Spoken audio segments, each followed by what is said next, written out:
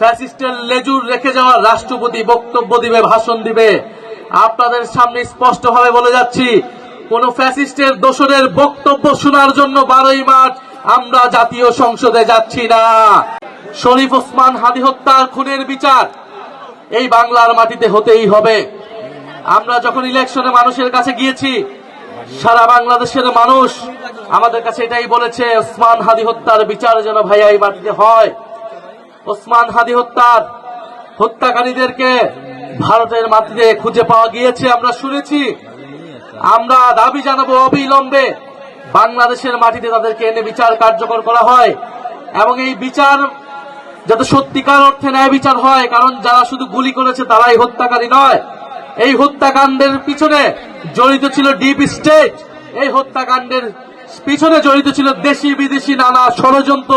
সেই ষড়যন্ত্রকে বাংলাদেশের মানুষের সামনে উন্মুক্ত করতে হবে এবং শুধু প্রত্যক্ষ নয়, পরোক্ষভাবে যারা এই হত্যাকাণ্ডের সাথে জড়িত তাদেরকেও বিচারের আওতায় আনতে হবে। দ্বিতীয়ত, আমরা দেখেছি ফ্যামিলি কার্ড উদ্বোধন করা হয়েছে। আমরা ইলেকশনের আগেও বলেছিলাম ফ্যামিলি কার্ড তারা উদ্বোধন করেছে, তাদের ইস্তিহার অনুযায়ী তাদেরকে সাধুবাদ।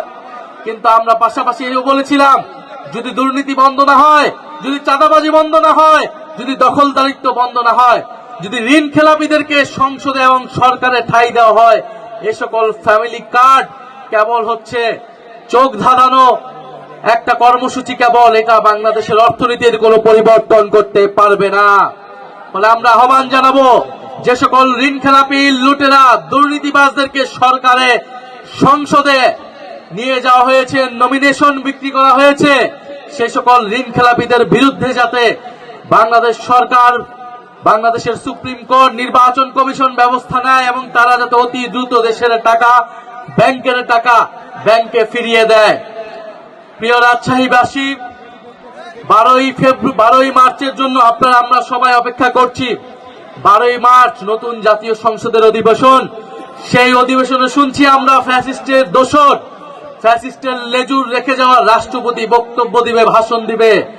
আপনাদের সামনে স্পষ্টভাবে বলে যাচ্ছি, কোন ফ্যাসিস্টের দোসরের বক্তব্য শোনার জন্য 12ই মার্চ আমরা জাতীয় সংসদে যাচ্ছি না। আমরা জাতীয় সংসদে যাচ্ছি। বাংলাদেশের মানুষ এই ইলেকশনে গণভোটে হ্যাঁ এর পক্ষে ভোট দিয়েছে। সেই হ্যাঁ এর পক্ষে, সংস্কারের পক্ষকে বাস্তবায়ন করার জন্য, সেই সংস্কার বাস্তবায়নের জন্য আমরা 12ই মার্চ আমরা জাতীয় সংসদে যাচ্ছি। জাতীয় সংসদে আমরা যাচ্ছি। কবে উচ্চকক্ষ হবে, কবে সংবিধান সংস্কার পরিষদ হবে, সেই হিসাব নেওয়ার জন্য, কবে সরকার দল শপথ গ্রহণ করবে সেটা শোনার জন্য, কোন ফ্যাসিবাদের দোসরদের বক্তব্য শোনার জন্য আমরা 12ই মার্চ সংসদে যাচ্ছি না। আপনারাও নজর রাখবেন। আমরা বলেছি, এই রাষ্ট্রপতিকে অবিলম্বে অপসারণ করে গ্রেফতারের আওতায় আনতে হবে এবং সংবিধান সংস্কার পরিষদ করে সংস্কার বাস্তবায়ন করতে হবে, হ্যাঁ বাস্তবায়ন করতে হবে। আপনারা সবাই হ্যাঁ এর পক্ষে ভোট দিয়েছেন না?